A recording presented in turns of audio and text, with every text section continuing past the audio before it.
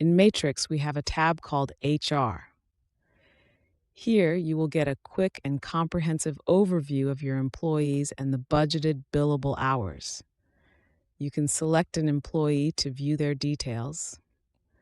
Their employment information and utilization rates are also visible. There's room for uploading documents, and if there are any personal cases, you can add them here. As you can see, there was a red box around Richard Hansen. It's because his account wasn't created yet, so we can send an invite here for him to create an account himself.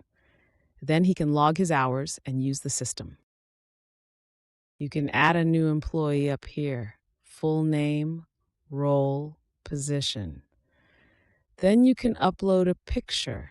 You can see here if it's an admin or support staff, just tap this one.